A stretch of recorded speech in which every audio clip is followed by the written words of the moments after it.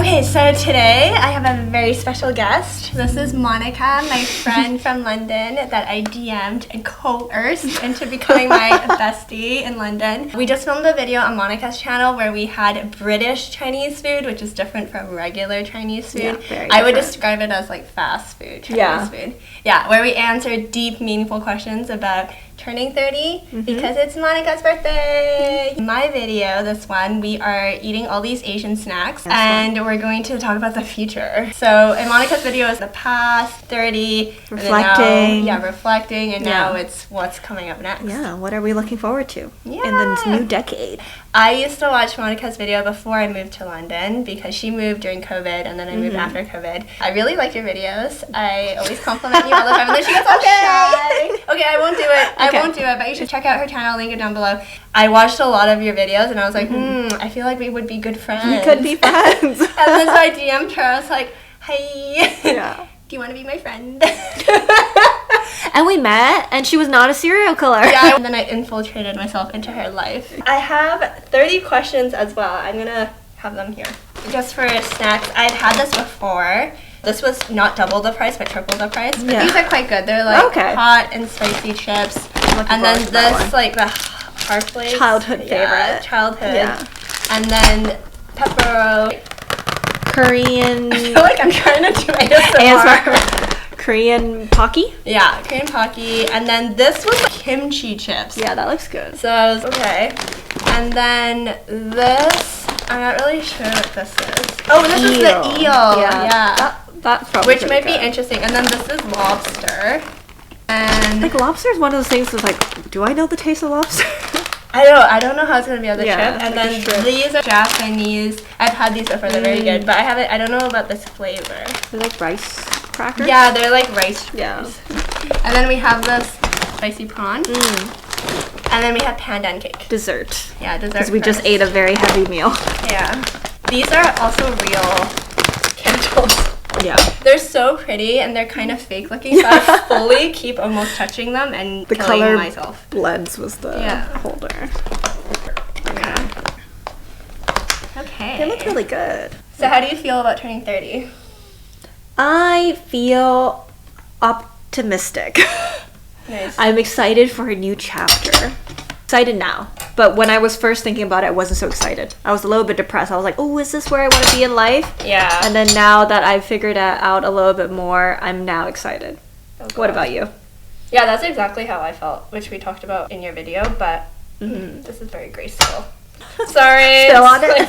Falling over. It's good. It's cool. It's cool. Okay, ready? Yeah, let's try it. Okay, cheers. It's quite good. Very good. Oh, and I will say, just for some context, so we're friends, and then I recently pivoted my career, as you know, and I started helping conscious female founders, and Monica's one of the people that I wanted to start working with to help and figure out what we could do. So we've been working together for like a few months now, and I'm really excited, so stay tuned for all that's to come. What life lessons from your 20s do you want to carry forward? Being true to myself.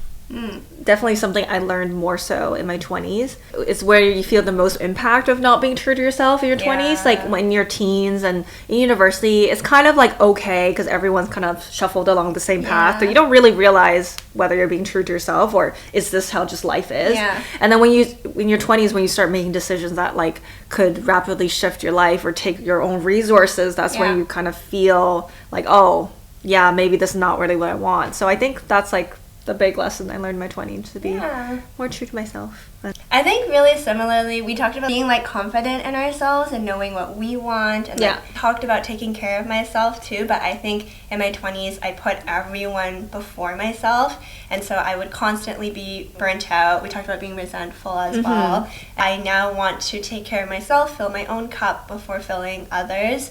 As cheesy as it is, like self-care is not selfish, it's actually essential if you want to show up for yourself and your community in the way you want to. So that was such a big life lesson, because I spent a lot of my 20s just burnt out and so tired and so exhausted and resentful and all this stuff. And that's not the headspace I want to be in for this decade. So it's definitely like hard to balance it, I think. Yeah. Of like, oh, okay, well, we're good people. Of course, it's like a balance between like, oh, being selfish and still like or like selfish, right? It's so interesting because it's such a negative word, and at least growing up my parents were always like, oh, don't be selfish, you need to do all this stuff, or like it has such a negative connotation, but sometimes you do need to put yourself first so that you can help others. So okay, second question, how do you see yourself growing and evolving in your 30s?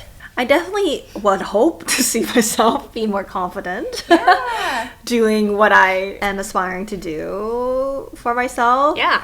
And honestly, just waking up doing what I want to do every single day, whatever it is that I choose to do from now on, and making every day count. Yeah. We talked about playing or making the room and space to play, and I think that's so important. But just continuing to chase things that make me happy, fulfill me, and I'm learning.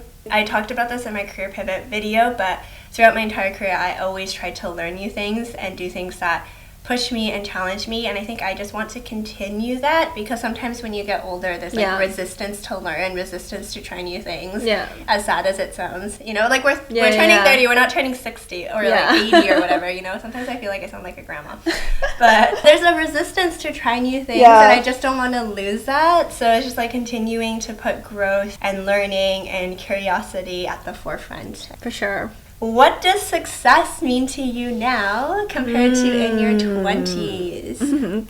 We kind of covered this of like how in your 20s you have this idea of what success should look like, and it could be shaped by your parents or like, you know, things you've seen on TV or something. And like, for me it was definitely a lot shaped by my parents, and it's almost totally 180'd, I think, of having a house and a car or like earning a certain amount of income. But nowadays it's like, oh, that income actually doesn't mean that much. And like, I think what I want now is to be happy, growing every day. A lot of the material things to me matter a lot less than I thought it would at this point in my life. So I think success for me now is, okay, every day I wake up and I'm doing what I want to do, and I'm happy and content. And I think that's what success would look like for me now. Yeah. And I'm able to sustain myself on whatever income I'm making. Which is the whole part of why I'm doing this, right? Like the sustainability piece I always talk about is obviously you want it to be good for the planet, for your lifestyle, but also for your bank account. Like, you need to be able to support yourself and fund your lifestyles. Very similarly to you, society tells us there's XYZ things you do to be successful or know you're on the right path, but success now means inner peace and contentment with where I'm going, and I know where I'm headed, and just being able to craft that vision, knowing my goals and what I want versus what society tells me I want. And sometimes it's okay if it's the same. At least you know why you're doing something. It's not just because like everyone else is doing it and you're just blindly copying them. It's because you've gotten quiet and you realize what you want. So I think it's just success to me now means getting quiet, figuring out what you want, what path you want to take, and then following it and waking up and getting to do it. Look at us. So emotionally intelligent and mature. Ooh, this is good. What fears do you have about the future, and how do you plan to overcome them? Dun, dun, dun. I feel like the only thing right now that I fear, and I'm saying this because I know my parents are not watching Selena's video. Your mom might be like, ooh, this Selena girl looks so cool. I hope she is not. Hello, Auntie. I think what I fear the most right now is what my parents are going to think about this change that is coming. Quite confident that the worst thing that could happen is to go back to what I currently have right now, which is not like a big shift. Which is not a big deal. I know I would be talking to a brick wall trying to explain it to my dad, for example, because my mom, I know you're so accepting, Mom, but Dad, on the other hand, I think is not as open. So I think that is one of my bigger fears. It's interesting because there's a cultural thing, because we're of Chinese background, first generation immigrant children, and so it's like out of respect, but also I feel even at 30 your parents' opinion still matters so much, and we're 30. You know, it's not like we're 13. Yeah. Which is so interesting, but I think it's just like out of respect and wanting them to buy into what you're doing. But Asian parents want security and they want stability and they want what's best for the children. So a lot of the times they'll just project and assume a certain corporate career or like a 9-to-5 job, like that's the most stable thing because that's all they know. Yeah. And so doing something different or outside of that seems scary, and then they don't want that for them because obviously people that immigrated, they go through so much. Yeah. So I can see where they're coming from, and when I quit my job, went full-time into my business, my parents would think like, oh my god. Yeah. But they get used to it and it's not a big deal. But going through it, I know it's a big thing. Yeah, I get it. But how do you plan to overcome it? Just gotta do it. Yeah, you just gotta rip that band-aid off. It's not like the worst thing. I just hate I know what the conflict will be, and it's not gonna be pleasant. I'd see no end where they would just accept it. It would always be a fight until I become successful in their eyes at it. Like they would always probably, maybe my mom is less so like that, but my dad will disapprove of it until there is signs of success from it, I think. Yeah. That's fair. So I just gotta tough it up or like talk as little about it as possible to them. Yeah. I feel like we could do a whole video on dealing with Asian parents. Yes. Because someone that maybe doesn't have Asian parents is probably watching this being like, what the heck? This seems toxic. Yeah. Or like, why do you still take your parents' like opinion into consideration? Yeah. I think it's definitely a respect thing. It's a culture thing. Okay, so going in line with that, what is your biggest hopes for this next decade? The main thing I want to do in the next decade is make a product that brings joy to people's lives. It's very not specific, but like I have things that I use in my daily life that every time I use them, I'm like, this is nice. So I want to make something like that. I've always had a thing for physical products, so that is definitely something I want to do. Obviously, I do want to continue doing content, but I think that's not like the end all be all for me doing content. So exciting. What about you? Next decade? I've been telling everyone like my empire, which I'm claiming this language, building it out, continuing to learn, deepening my relationships, settling down, becoming an adult, whatever that means. Yeah, that's true. I forgot about that part. Yeah, like I just want to make probably have a baby in the next decade. Yeah, get married. Do all those things. But I do think like those are table stake things, but the product thing is really exciting. And just like knowing that you want something that impacts people on a daily basis. I think that's beautiful. Thank you. My God, stop it. You're like, I don't need blush. Stop it. I'm your blush. Oh, God. People watching this are like, Okay. What personal values are you committed to strengthening as you age? Trying to be more content. I think that will naturally happen as like life slows down a little bit more. Taking more pauses, moments to be grateful, being more content.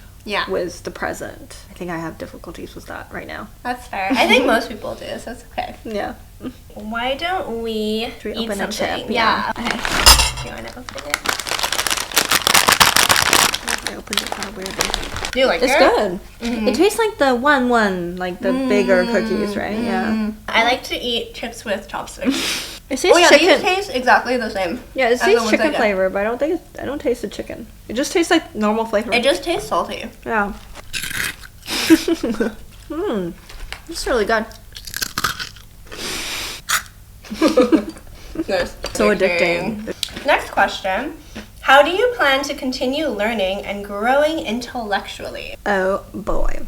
Oh boy, oh boy, oh boy. I think right now there's so many things I want to learn, but not enough time. What do you want to learn? I just don't want... So color grading is like one of the things like top of my list to learn. And also to like properly operate a camera. Yeah. I only use the auto mode. I've been filming for how many years? I wouldn't have guessed that, so don't go around telling people that. I'm just kidding. Now I feel like the standard of content keeps going up. I do... The production value is insane for some of for like just like a reel or something. Even on TikTok, like people are storytelling in such a beautiful way. Yeah. And then the editing and the cuts and the color grading, I'm like...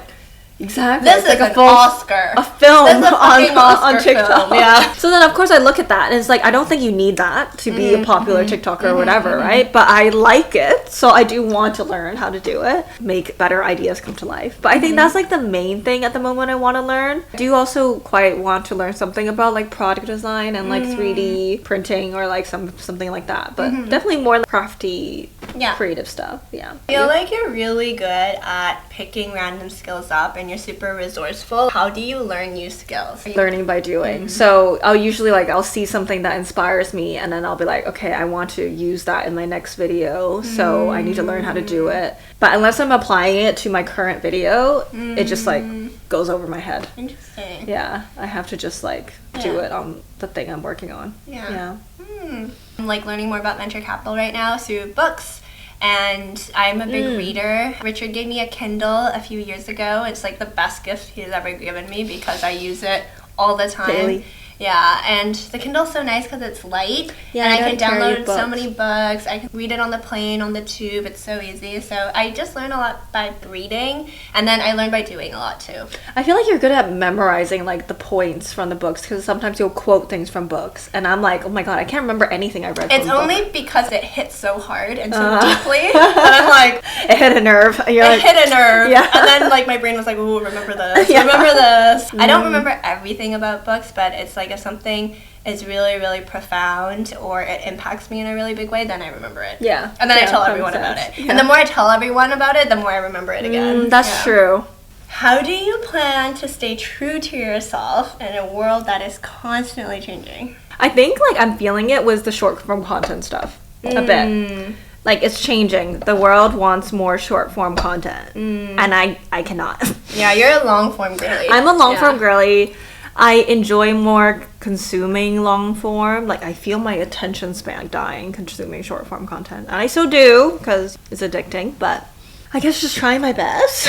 Getting quiet and figuring out what you want to do and what message you want to put out, which is obviously easier said than done, but getting quiet, figuring that out first, and then going to produce with consumption, being very mindful of what you're consuming, just like how people are mindful about what they put in their bodies food-wise, as we have all this junk food. But social media social media is the same thing, right? It's what you're consuming in the mind, so you want to be mindful of what you're doing.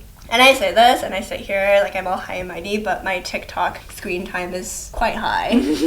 I'm not gonna say what it is, but half the time I'm I'm doing research. Yeah, but, I need to know what's happening at the moment. Yeah, I need to know all the trends. Being mindful of that so that you can stay true to yourself. Otherwise, it's very much so you fall into what everyone else does, and you can't be unique and all this stuff. Yeah, exactly. Ooh, okay. What kind of lifestyle changes are you considering for this next decade? Well, I would hope I'm working less. That's what I would hope. I'm working less. I have more time to focus on my health and exercising and doing side businesses and stuff like that. So that's what I would hope would change my lifestyle. But let's see. Love it.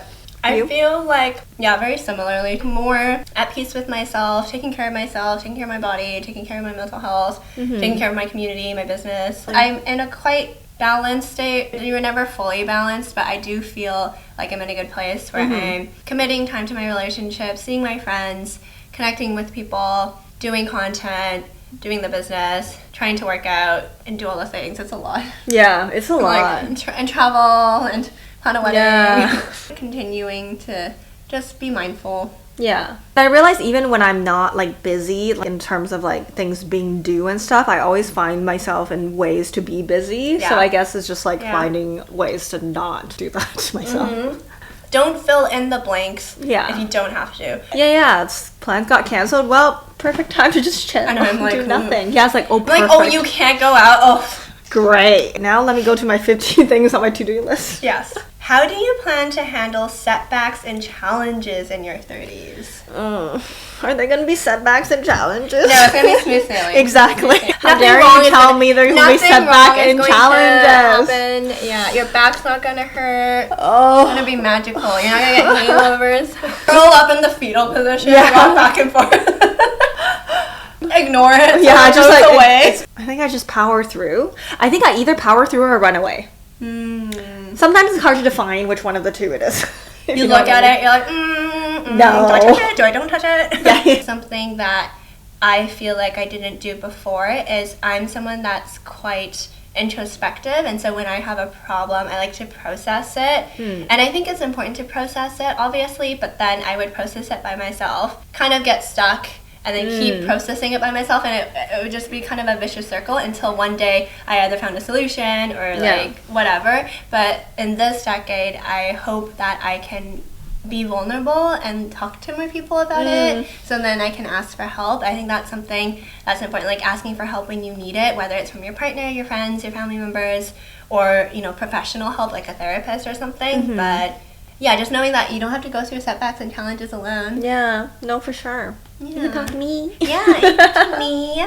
So good transition. Next section is about relationships and community. But before we get there, shall we try another trip? I'm curious about the kimchi one. Yeah, let's do it. Okay.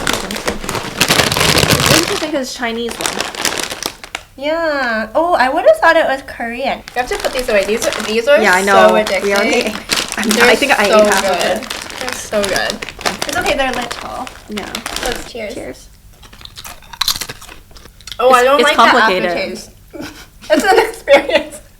It's complicated. It's a Michelin star chip. It's a culinary experience in the mouth. Let me cleanse my palate. It started salty, then it went more salty, spicy, and then it went sweet, like tomato, and then it There's went like salty a stinky again. tofu kind of. Maybe that's taste just of. like breath. Yeah, the aftertaste at the end is weird. And then it turns sweet, you know what I mean? It turns sweet. Yeah, it turns really sweet. Tomato sweet, like ketchup sweet. Yeah. Just like potato, but like Potato. but like bad potato. You can finish eating it if this was the last chip bag in your cupboard. Yeah, if you were craving something crunchy. Yeah, but would not purchase again. Yeah. I'm gonna try this again. But it's interesting you continuously have this experience, because you know how some chips, it's like the first chip you have is good and then your tongue gets used to it, so you can't taste it anymore. Okay. How do you plan to nurture your relationships as you enter this new decade? With Nate's more work to be done. Nate? We are in a good place, but Yeah. I think like as a life partner, there is always work to be done. Nate watching this? He's like, he thinks everything's fine in Danny, and he's like, what? We're very different. Like I like when even traveling wise, I'm very different and everything. So I can tell he doesn't need so much stimulation in his relationship, versus I feel like I constantly need that, like something new, something exciting, always feeling loved and stuff like that. So it's like finding a balance of that. We're at a good place. It could be better. I mean, it could always be better, right? Yeah, it could always be better. I'm being more open about my wants, and not just like, I think before I used to get frustrated, him not picking up my hints and stuff like that. So now I'm just telling him exactly what I want. Yes. And I think that's been working. So men are not mind readers. Yeah. You gotta spell it out. Yeah. And then you also have to do it in a kind of manipulative way, where you so they think it's their idea. Exactly. Well, we sound evil, but it's not that evil. We're not manipulating them to do anything bad. This is a signature of a long-term relationship. Yeah. You're like, so you gotta tell them exactly what you want, but you gotta plant the seed in their head so they think they came up with it. It's for the betterment of the relationship. They don't want to be told what to do. We don't want to tell them what to do. Happy medium. Yeah. How about like your friendships? I feel like with friendships, I'm always a go with the flow kind of person. But maybe it's my detachment of not wanting to get hurt. So I don't expect too much from friends. Actually, right now, currently, I don't have that much expectations in my friendships. I mean, like, how would I develop those relationships? I'm kind of like, I don't know. I'm just going with the flow. Like, you know, like you have sometimes friends who have certain like expectations of you, of like how supportive they are of you, or like being there. I've never really been hurt by a friend not doing something for me, but I have been hurt from like a partner not doing something for me. I feel like we had this conversation when I said I didn't feel as supported by Nate on something, and you're like, oh well, your friends could be that, but I'm like, ooh, I don't like expecting that of my friends to do that. Would you like that? Getting that kind of support? Yeah, I think so. I actually realized my friendships in Toronto are quite different. It's not like it's bad in any way, but we're definitely all quite independent. And we just handle our own shit. And when we get together, not that we don't talk about things, we do, but it's not really asking for advice or support. Just updating. Updates. Yeah, we're part of each other's life, but we're not involved. Whereas I feel like you and your friends are quite involved in each other's life, working together almost in a way. But I think me and my friends are quite different, so maybe that's why I never knew what it meant, or like what it could be. Yeah. Work on friendships in that way, I guess. That's interesting. Yeah. I think for me, I'm a pretty giving person, and it's something I'm working on because part of it is because I'm self-conscious, and sometimes I feel like the only reason people want to hang out with me is because I give them stuff. You know, I do things for them, I help them, and I think it's a very subconscious thing, but then I also like doing it, so it's something I'm working on, because obviously that leads to burnout if you yourself are already like so exhausted and you keep giving and giving, and then sometimes it leads to resentment too. So I'm at a place now where I just like give and I don't expect to receive, and I just give if it feels good. And obviously it's harder said than done, but yeah, sometimes it does take like some vulnerability to kind of be like, hey, this is what's going on, I need some help. But I also think it's emotional capacity. You actually think this person can do it, you know? Yeah, as bad as it sounds, because there's some people in my life that I'm like, I don't think you have the emotional capacity to handle this, so like... Yeah, or like, I know kind of like generally where you are in your life, what you're interested in are kind of like not the same as mine, but it doesn't mean that we are good friends. It's just like we're different people. Just different. So it's kind of... fine. Yeah, which is fine. I really like that we're able to have these conversations and have like similar things going on, I guess. Versus like my friends in Toronto are quite different. We're all like on very, very different paths. So it's harder to have these kind of conversations because they just don't understand. Sometimes you don't have lived experience because you can imagine what it feels like, but until you actually go through it, you can't really give meaningful advice, nor should you take the advice if someone's never gone through what you're doing. So it's situational sometimes too. Yeah. How do you see your role and your community evolving in this next decade? I guess in my family, hopefully I can start to take care of my parents more instead of like being taken care of by them. With Richard, I feel like we're starting a new family, like a chosen family, which is really beautiful. Being an adult, stepping up there. With my friends, I hope to continue to be able to support them and be able to go through life together. And then with this community, I hope to be able to continue to authentically show up and just help people and support people. So yeah. Similarly with family as well, I'm hoping to support them more, which I think that's why makes this like big change a bit of a difficult decision, because it feels like I could possibly be sacrificing the 1 year of like potential support or like whatever. I'm probably overthinking it again. Anyway, same thing with relationship. Me and Nate are probably like looking at engagement and marriage in the next year, becoming a better partner, supporting him because he's going to be going through residency, which is really tough. Yeah, and then building a life together there. For my friends, what I do is be there. I don't know if I necessarily help them anyway. Like if they ask me for help, I'm always there. Even as someone to go traveling with or something, I'm always down. They all know that. So that's where I'm at was friendships. The next one's deep. So let's open something that we know is going to hit and be good. Love pepperoni. Oh my god. It just kind of melted some chocolate off. Okay. I wonder if I'm going to get demonetized. We're not even monetized. Dangerous behavior. It's fine. That was good. Please don't ask me another question about friendship. Who is your bestest friend, Monica? Selena, of course. Okay. What are your thoughts on motherhood or family planning in this next decade? Currently, right now, I'm indifferent to having children. But I know Nate for sure wants children. And I'm okay with having children. I think only after I've done most of the things I want to do in life, which is also why I think it's so important that I do what I'm going to do next year. That's my thoughts on motherhood. I don't want to be like resentful for having a baby. I feel like Asian parents, because a lot of them have babies when they're younger, and like it's just part of society at the time in China of like what time you have a baby. They have all these expectations put on you, and I would never want to do that to my child because I know I would take it rather seriously, and I would stop everything, not everything, but most things, I think, to focus on having the child. So I think that's my perspective on it. I probably will, but in 5 years. Yeah. What about you?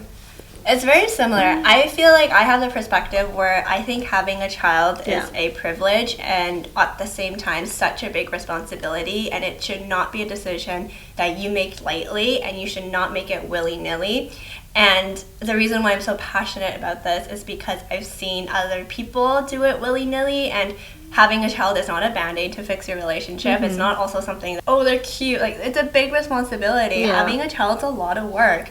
And it's a financial responsibility. It's a lot of work. And changes your life. Yeah, it changes your life. And it's a beautiful thing. And it's such a privilege to be able to have kids and all this stuff. Yet at the same time, it's a big responsibility. And so it should not be a decision you make lightly. Me and Richard both know we want to have kids. He is ready. But for me, I think obviously, like, it impacts a woman more. There's no denying, like, biologically, career as well. So I'm just at a place now where I'm like making a list of everything I want to do before I have a kid. Yeah. And I'm also working through a lot of inner child work too, actually. And it was interesting because in my latest therapy sessions, we've been talking a lot more about having kids. And my therapist recently just had 2 kids too. And she was telling me about like the impacts to her career, the impacts it's had on her relationships. And she says that just because you have a child doesn't mean your life is over, which is a lot of the narrative I think we hear. She said if you still are passionate about traveling or having a career, like you can absolutely do those things. But the first year after you have the kid, you might need to put it on pause. And in her circle of people that have kids, she said the thing that people say changes is the spontaneity of things. Like you can't spontaneously go to Lisbon. Yeah, or you can't spontaneously do whatever. On a like with a trip. kid, you gotta plan everything. But she said that after that year, it gets a little bit better and you can kind of return to doing things. But if you have 2 kids, realistically, it's a 5-year impact on your career because pregnancy, giving birth, and then maternity you have to do it again. Yeah. By the time if you have your kids close together, by the time you're good again, you're pregnant again. So again, like such a privileged and beautiful thing, but it is absolutely a decision that I don't take lightly. So I'm just going through the process of also like healing some generational trauma. Yeah, there's definitely generational trauma, but it's also healing all those things and making sure I'm not projecting stuff as I become a mother. And my therapist was saying that having a child is one of the most triggering things because everything comes up again and you have to deal with it. Sometimes you act a certain way with your kid and you're like, oh, that reminded me of my parents, you know. There's so much stuff that comes up. All this to say, we want to have children, but it is a decision I'm not taking lightly, and I'm trying to prepare for it as best as you can, even though I know you can't. But I have like friends who are like going through the stages now, and I'm like, oh my god, it's gonna be a lot of work. Like vitamins they need to take now, and the vitamins the dad needs to take, and then how they're gonna, like, I don't know, the first year of maternity leave, what they're gonna do and everything. And I'm like, ooh, not ready for that kind of research yet. And that's fine. But just knowing that it's a process, and also ending this monologue that I just went on. I was on Reddit, and Reddit can sometimes be helpful, but it can also sometimes be unhelpful and a bit toxic, because I was like, oh, if you're questioning whether or not you should have kids, should you have kids? Like that subreddit kind of hole I went down. A lot of people were like, if you question it, you shouldn't have kids. And I was like, oh no. Hey, I question everything in my life. And then I brought this up with my therapist, and she was like, no, like if you're not questioning it, that is concerning, because it means like you've glamorized it and you don't have any concerns, right? And then you're in for a very harsh reality check when the kid does come. Because they're not just cute and like have chubby cheeks all the time, you know? They cry. They're gonna look like an alien at first, and then they look wrinkly. Not cute yet. All this to say, again, like such a privilege and just beautiful thing to be a mother, but at the same time, I do think you should be ready emotionally, physically, whatever, all these things before you do that. To have children. We're moving into health and well-being, so suiting that we open up a new something to help our health and well-being. Should we try like one of the questionable ones? Yeah, let's try the eel. Okay. Please be better than kimchi. I don't know. I would think the kimchi would be better than the eel. I didn't think they could mess up the kimchi. I thought it would just be spicy. Oh, okay. This is like... It smells good. They look like... that's... They look like Cheetos. Crunchy Cheetos. Yeah. They do smell good. They just smell kind of salty and barbecue-y. Yeah. Cheers. Cheers. Oh. I don't taste like the eel. It tastes fishy. It does? Does it not taste fishy to you? The ending is fishy. The ending tastes like seaweed. It doesn't taste like eel, though. It doesn't. It tastes kind of... It doesn't even taste like the eel seasoning. Like the grilled eel seasoning. Okay, so health and well-being. How do you plan to stay mentally and emotionally healthy as you age? It's definitely something I've been more mindful of. I did like the Zoe program where they like monitor your blood glucose and give you recommendations. Yeah. So definitely I learned so much about eating more like whole foods and fruit and vegetables, and like where to get protein other than meat and fish, and decreasing my meat and fish consumption and eating beans and legumes and herbs and vegetables, trying to eat 30 a week. Definitely I learned so much from that when I was doing that, and it's slowly shifting mentally what I want to eat since I started doing it. Did you notice a mental health change when you started eating Like, better? Definitely. I think because like at the end of last year I was getting so bloated for some reason, so definitely noticed that go down. And then I feel like I got more energy. I was obviously also burnt out, so I think starting the new year eating healthier helped with it. I think I'm just gonna continue slowly eating healthier and healthier. Obviously still gonna eat this once in a while. Eating healthy, exercising more. I definitely like, this is the most regular I've ever exercised in my life, actually. So because you gotta keep up the running. Yeah, keep it up. That's mainly it, I think. Eating healthier. Continuing to do therapy. I think that sometimes I feel good and then I stop. Some months go by and then I'll be like, I haven't like reflected in a while. Just having once a month sessions is good for maintenance, and then it kind of forces me, because I'm not someone that goes into session and just thinks about whatever. I come with like my little notebook and my notes of all the things I've noticed and done this month, and then we talk about it. So then it kind of forces me to reflect. So it's just a good exercise. So I think like continuing to invest in my mental health that way, and just continuing to meditate, go for a walk outside, seek support when needed, like we talked about. Yeah, and like eating better, moving my body. What role does self-care play in your vision for the future? I think more important than I thought. Originally. I'm feeling like burnt out in the last like year or two or so, and if you're burnt out, you really can't do anything. So gotta take care of yourself in order so that you're able to still do the things you want to do. And then now like spending less energy on the things I don't want to do, so I can actually reallocate. You? Ditto. Yeah. Short and sweet, ditto. Ooh, okay. What are your spiritual or philosophical goals for the future? So Nate is Christian, if this is what we're talking about spiritually. So it's definitely something I've been like exposed to more of in recent years, just from like dating him, and like it's definitely opened my mind up a bit to it. I've always like, I just never thought more about it, but I do think the older I get, the more I want to believe in something that's like bigger than myself, because I tend to be in my head all the time. It's nice to think like, oh, there's something more than myself, or like more than just me controlling myself. But I think that's as far as I've gotten with it. I haven't really had much other thoughts. You? Yeah. I'm similar. I would describe myself as agnostic. I have been exposed to a lot of different religions throughout my life because my dad's side of the family is quite Christian. And then my mom's side, I think, is more like atheist, agnostic. In my meditation practice and in my self-care practice, have learned a lot more about Buddhism. I've been exposed to a lot of different religions, and then of course, being here, being around more diverse people, like learn more about what it's like being Muslim and, you know, all these different things. So I like to just take bits and pieces from religions that I resonate with, and I just mesh it together. And I'm like, I like this, I like that, I like this. Because one of the things I don't like about religion is how it can cause so much conflict. And I mean this in the nicest way possible, but it can be kind of brainwashy and culty in the sense like you can only believe in this.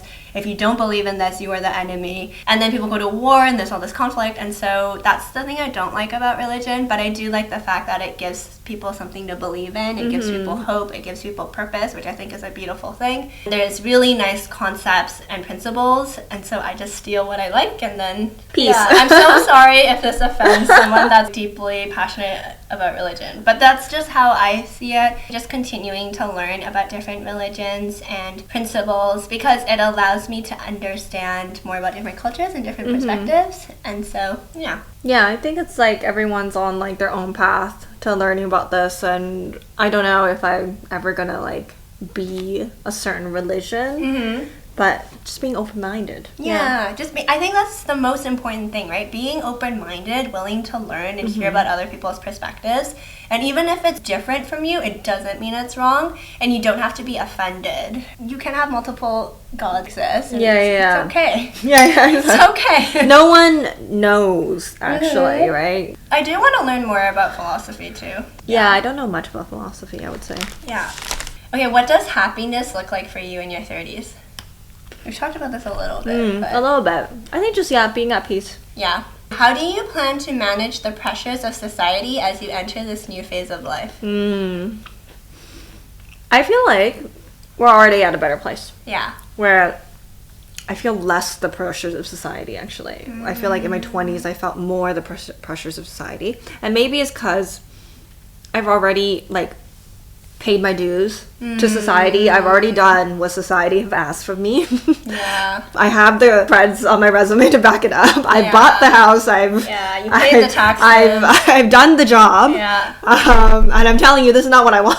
Yeah. Because I think a lot of the argument when you're younger is like, oh, you don't know. Like, what if you didn't have this? Then you don't know what it's going to be. But it's like, okay, no, I'm good. I have this and I don't want it. So I also feel like the world's shifting towards this way too. Yeah. I feel like there's this sentiment on social medias now of like looking down on corporate jobs. And I don't think that's what it should be either. Everyone has their own preferences. Yeah. But I feel like, the society pressure is actually shifting towards more doing your own thing. Yeah. But maybe the pressure is a certain success of what it means to do your own thing. Yeah. Yeah. So that's a bit different as well. But I think now we're just like older and more mature and we're able to look at it from I think so. A more mature angle. Yeah. I feel like managing the pressures of society, I talked about this a little bit before, but just getting quiet and really figuring out what you want and not just following a path because you don't know what you're doing next. Mm-hmm. I kind of get an example where sometimes I find at this age some of my friends don't know what they're doing with their career, so they'll do an MBA or they'll get a master's as a band-aid fix.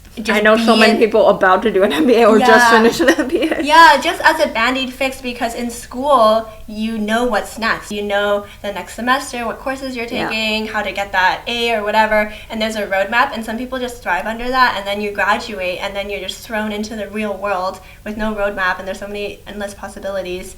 And then there's kind of the societal roadmap that everyone follows for a little bit because they don't know what they're doing. Mm-hmm. And then now we're at a place where it's quite far from school, and then people just go back. And I just think if you genuinely need to go back for a master's and do whatever, that's beautiful and that's amazing. But don't just do it and spend a lot of money and potentially go into debt just because you don't know what you want to do. That's not a good band-aid solution. Instead, I think it's like getting quiet, knowing that there is this like roadmap you could follow, but if it's not for you, that's okay. You just do your own thing. What feels right to you? Yeah. Which one should we try next? Should we do a spicy one? These ones I know are good. You haven't tried these. Let's try these. These are the Calbee ones. They're the hot and spicy.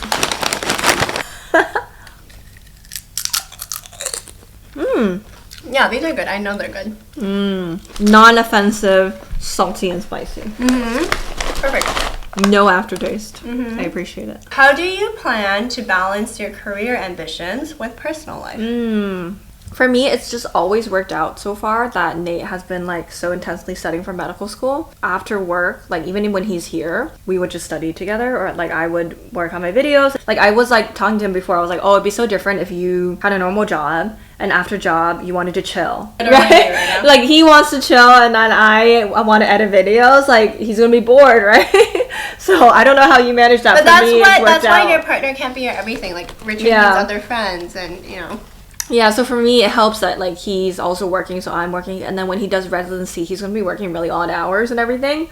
So it kind of works out, too, hopefully. Yeah. So we'll see when we get there. But right now, it just happens to be working out. But how are you balancing seeing friends, then? My social battery is 1 a week. Yeah, like one hangout. One hangout a week. This is it. Yeah, this is it. I will say I normally prioritize the friendships over video editing and stuff. Okay. But the thing is, I also don't make plans often. So usually you're not the one making plans. Other people are inviting you. Yeah. And I'm always down when someone invites me. And also, I know I'm the person that never plans, so I always appreciate when someone invites me. Not funnest being the person invited. Sidebar. Yeah. Okay, so I'm the person that plans, and then I've been going through this existential crisis where this is like my friends back in Canada, right? The like long distance ones. I feel like I'm always the one to check in first, message first, make plans, and then it makes me feel like they don't like me as much as I like them. You know, that's how it comes across. No. But how would you explain something? So, well, I've been trying to be more conscious of it now, where I think I keep a mental tally. I'm like, okay, she's asked me out twice. I need to ask her out next time. Really? Yeah, I try now. Because literally before I moved to London, I would not ask anybody anything because I would feel like I'm annoying them. Where I'm like, I become so much the person that's being asked that I'm like, oh, like, I don't know if they want to hang out with me unless they ask me. If I ask them, like, I feel like they're going to feel obligated to hang out with me. So I'm going to, like, not ask and just wait for them to ask me. Interesting. Now I'm being more conscious of it and just, like, okay, making sure that for every 2 asks of me, I ask them one time. Oh, you know what made me realize this? Yeah. So I went on vacation with two of my girlfriends who are always the ones that are asking, and they were having a conversation about this. And What I was like, their conclusion? they were like, well, the conversation they were having was that they are always the ones asking. Yeah. And I was sitting there listening like like this, and then they were like, yeah, it's nice to be asked sometime, like even if I'm not free, and I'm like, okay, noted. And then I started my tally. Before then, did you even, it was a realization, you were aware of it? I was aware of how it was, but I wasn't aware that they felt badly about it, because I felt like how impacted they were. Okay. Yeah, I felt like every time they asked me, I was so enthusiastic to do whatever it is. Like when you ask someone to do something that they might not want to do, you can tell. Right? Okay. If my friend asked me to do something that I didn't like particularly want to do, I'm never gonna bring down the mood by going, right? Or else I wouldn't go. Yeah. But I guess I don't have the same confidence that if I asked them to do something, A, they actually wanted to do it, or B, they would go with the same energy. I would go at it. I would only ask if I'm confident that they would enjoy this thing that I'm doing and that they would want to go. I feel like it's insecurity on both ends. Yeah. The person that's always asking is like, do you not like me? The other person is like, if I asked you, would you say yes? Yeah, exactly. Okay, cool. As with many things, everyone has stuff going on. Okay. Yeah. I think with me, balance, I feel like you can have it all, just not all at the same time. And I don't really believe in work-life balance. I believe in work-life integration. So even something like this, like I'm hanging out with you, but we're doing some like content. Yeah. I really like this. Which is nice because we're having a fun hangout and then we're doing content. So it's like integration when possible. And no, I think I've realized you can't always separate it, and that's fine. Yeah. Okay, how do you envision your professional life evolving by the end of your 30s? I would hope I would probably have a little child and 2 dogs at that point. I would hope to have a thriving lifestyle business. I kind of want to, like, I don't really want a big enterprise level business. I want like a lifestyle business. That's honestly what I hope for. Nice place to live. Doesn't necessarily have to be a house, with 2 dogs, 1 child, Nate, and a business. And not be working a full-time job. Yeah. You? Figuring out that I've balanced building my own empire and growing a family, and just feeling like I've built something that helps people, supports people, brings value. Yeah. Adding to the world. Yeah, adding to the world. Yeah.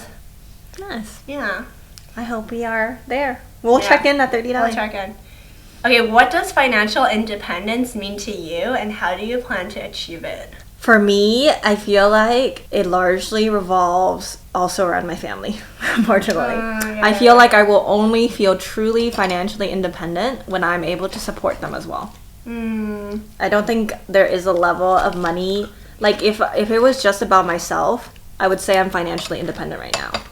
Because I feel like unless you're aspiring to buy a house, you must have kids in your life, you're saving for a wedding or something. At 30 was a normal corporate job salary, you would feel pretty independent. Also, in full transparency, we filmed this already and we opened these ones, but we'll talk about it later. Yeah. There were some audio issues. Yeah. I feel pretty financially independent-ish. Like, I know it's not passive income, so ideally I think have passive income to support my current lifestyle, and then also some to help my parents. So that's what it would mean to me. Yeah, similar, right? Like, financial independence to me just means like you have money to do what you want within reason. There's no ceiling to how much you can spend, but just being able to give back to your loved ones and also help out friends if they need it. So I was saying, go to Whole Foods, buy an expensive green juice, and not be like, oh, you know? Yeah. just be okay with spending money and just be in a place where you can afford what you want and you can support yourself. Yeah, exactly. It doesn't have to mean like all the luxuries. Yeah, it doesn't need to mean you're taking private jets everywhere or whatever. But okay, so let's talk about impact and legacy to round it out. In what ways do you hope to make an impact on the world in the next 10 years? For me, in the next 10 years, I don't think I have like very lofty ideas of creating a legacy, but more still on the idea of like creating a product that would add value and bring joy to everyone's daily lives. So hopefully in the next decade that happens. Yeah. Legacy can be kind of ego-driven. Like, a lot of people want to leave a legacy, be remembered, but a mentor of mine mentioned Queen Elizabeth as an example. So obviously longest reigning monarch in England, and she ruled a lot of different commonwealths and all this stuff, arguably impacted a lot of people positively and negatively. But a lot of people mourned her when she died, and then the next day the world kept spinning. And so yes, I think you can leave a legacy and be remembered if you make a really, really positive impact. But at the same time, I think it's equally important, if not more important, to leave a legacy in your community. So with your loved ones, with your friends, with your online community or whatever. Just thinking about it that way and impacting people on a day-to-day basis. That's more tangible. Like smiling at a stranger, holding the door open for someone. Just day-to-day things you can do. More generally, I do hope to help female founders. And the next question, I think, was around social and environmental causes you want to help with. It all ties together, right? But I was going on this monologue about how females and minorities in general were just dealt different sets of cards, biologically, education-wise, even upbringing and society. Like, we're told that women are the ones that have to play XYZ role and men are the ones that do this. Even in the way parents talk to their children. Like, for boys, it's like, oh, go out and like try this. And for girls, it's like, oh, don't hurt yourself. You know, it's a very different language. We're dealt different cards. And so I'm really, really passionate about helping females and minorities and helping set them up for success so that they can consciously create wealth and build businesses or build careers that they're passionate about. Yeah, I hope to do that. Like I said, it's like having those big, lofty career ambitions or whatever that looks like, but then also drilling down and knowing on a day-to-day basis like how you're impacting people. To tie it all together, last question? Yeah, we can like summarize it, but last question is we are going to record a little message for ourselves 10 years from now. So you're going to be Monica, 39, about to turn 40. I'm going to be Selena, 39, about to turn 40. Like, what do you want to say? Oh, this question was lost. Oh, sad. I know. It's hard to say it again, actually. I know. It feels cheesy. I know. But I basically said I hope my 39-year-old self doesn't lose her spark. Now saying it again, I'm like, ooh. No, but it's so true. It's so crazy. So I was saying how I can feel it now where like my energy is not the same as before. I'm like not settling potentially in a negative way, but definitely like accepting less in my life, and you know, I'm okay with it. And of course, like now even being very introspective, I'm still okay with it, but I think it could be year after year you lose the energy to maybe pushing forward, and like it's just more comfortable to stay where you are. So I can definitely see that happening, but I hope future me doesn't lose her spark and she finds her way in different ways, even as life changes and we age. Yeah, I love that. I agree with that, and I just want to add on that I hope that the future me continues to pursue what she's passionate about and not just give up herself and become a shell of herself just to raise kids. And I know that's obviously easier said than done, and it's hard to balance, but I hope that I'm still going out there and doing things that interest me and passion me and light me up and give me that spark, even with different responsibilities. So, yeah, it's definitely difficult with kids, I think. Yeah. Difficult. Yeah, but that sums it up. Thank you for doing this with me. No problem. I will have Monica's channel linked down below, and like I said, I filmed a video on her channel all about reflecting on our 20s and how we felt going into our 30s, so that was a really fun video, and I'll have it linked down below as well. Check it out. So, just in recap, so we tried the prawn one and then the lobster one, and the lobster one actually tasted like lobster. Yeah, and I like it. She likes it, I don't like it, and then the prawn one is just prawn with like it doesn't even taste spicy. Like a little bit, like a little tiny bit. little tiny bit. But this actually tastes like lobster. Yeah, like when you put it on your tongue, it's like immediately lobster. Yeah. Lobster claws specifically. Yeah. I feel like Okay. Well, thank you. Thanks guys for listening to us. This is the end of the video. Yeah. Yay! Bye.